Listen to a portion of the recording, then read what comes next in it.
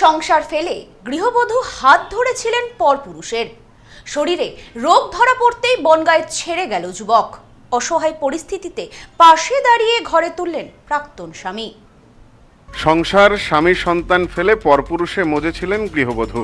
প্রায় 5 বছর আগে বনগাঁর সংসার ছেড়ে অন্য যুবকের সাথে চলে যান হুগলিতে। কয়েক মাস আগে গৃহবধূর শরীরে বিভিন্ন রোগ বাসা বাঁধে। ক্রমেই ভাঙতে থাকে শরীর। একটা সময় ঠিকমতো চলাচল করার ক্ষমতাও হারিয়ে ফেলেন গৃহবধূ। এই রকম পরিস্থিতিতে ভালোবেসে যার হাত ধরে একসময় ঘর সংসার ছেড়েছিলেন, সেই প্রেমিকই তাকে হুগলি থেকে ট্রেনে চাপিয়ে নিয়ে আসেন বনগাঁতে। জানা গেছে, বনগাঁ খয়নামারি এলাকার বাসিন্দা গৌতম দত্তের স্ত্রী শিপ্রা। পেশায় রাজমিস্ত্রির কাজ করেন গৌতম। বছর 5 আগে অপর এক রাজমিস্ত্রি সিন্ধু বিশ্বাসের সাথে ঘর ছাড়েন তার স্ত্রী। এতদিন সেখানেই ছিলেন শিপ্রা। হঠাৎই অসুস্থ হয়ে পড়াতে শুক্রবার সিন্ধু তাকে নিয়ে আসেন বনগাঁতে। বনগাঁ স্টেশনে ট্রেন থেকে নামিয়ে একটি ভ্যানে তুলে দেন। বলেন, তুমি তোমার আগের স্বামীর কাছে ফিরে যাও, আমি তোমাকে আর চিকিৎসা করাতে পারবো না। এ বিষয়ে গৃহবধূ বলেন, 5 বছর আগে ওকে বিয়ে করেছিলাম, থাকতাম হুগলিতে। অসুস্থ হয়ে পড়াতেই এখানে নামিয়ে দিয়ে যায়। শরীর খারাপ। এখানে বসে আছেন কেন? শরীর খুব খারাপ আমার। এখানে কেন বসে আছেন? এখানে দিয়ে গেছে আমাকে। কে দিয়ে গেছে? ওই আমার বর এসে। কেন দিয়ে গেল কেন?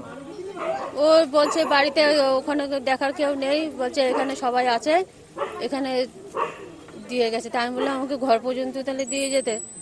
বলে কি ঘর পর্যন্ত দিয়ে গেলে আমাকে মারবে। তা 5 বছর আগে।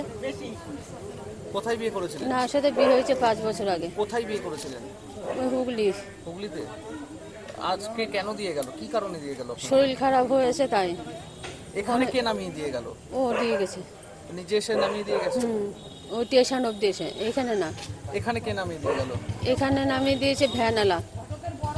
যে ভ্যানে করে স্টেশন থেকে তুলে দিয়েছে আমাকে, সেই ভ্যানওয়ালা এখানে নামিয়ে দিয়েছে।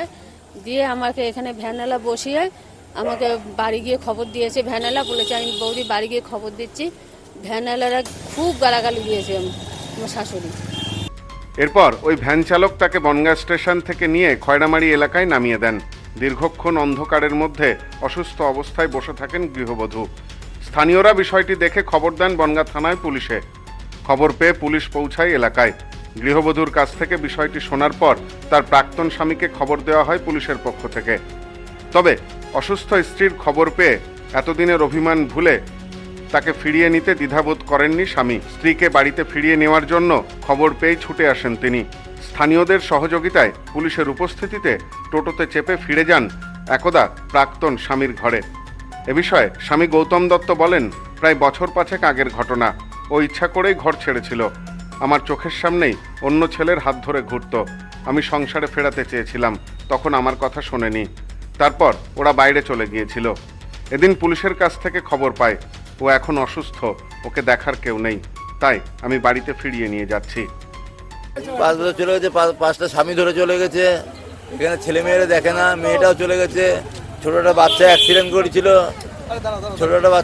করেছিল, হ্যাঁ, তার জন্যও ছিল। তারপরে ভালো সুস্থ করে দিলাম। সুস্থ করে দেওয়ার পরে ও আবার চলে গেল, বললো আমি কাজ করে আমি আবার আসবো।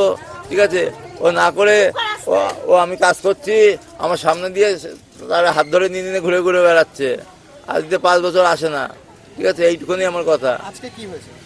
আজ ওর সাথে আমার কিছু হয়নি স্যার। না না, ওনাকে এখানে কে থুয়ে গেছে? কি হয়েছে? ঘটনাটা কি জানতে পারলেন? কি তোমার কে থুয়ে গেছে? ও থুয়ে গেছে ওই সিন্ধু। ওই সিন্ধু থুয়ে গেছে রে। মানে যার সাথে সে থুয়ে গেছে। হ্যাঁ আপনি আবার নিয়ে আজকে হসপিটালে? হ্যাঁ, ওই সারা এসছে বাড়িতে, তাই সারা বললো ভর্তি করে দিতে। সব্যসাচী ভট্টাচার্যের রিপোর্ট, নিউজ নোম্যান্সল্যান্ড, বনগাঁ। নেউপিসি জুয়েলার্স, সম্পর্ক গড়ে দেয়। বনগাঁতে আমাদের 3টি শোরুম প্রতিদিনই খোলা। নেউপিসি জুয়েলার্স, বনগাঁ বাটার মোড়। নেউপিসি জুয়েলার্স ব্রাঞ্চ কুমুদিন স্কুলের বিপরীতে। নেউপিসি জুয়েলার্স বিউটি, মতিগঞ্জ, হাটখোলা। আমাদের এখানে সোনা কিনুন পেপারের দামে।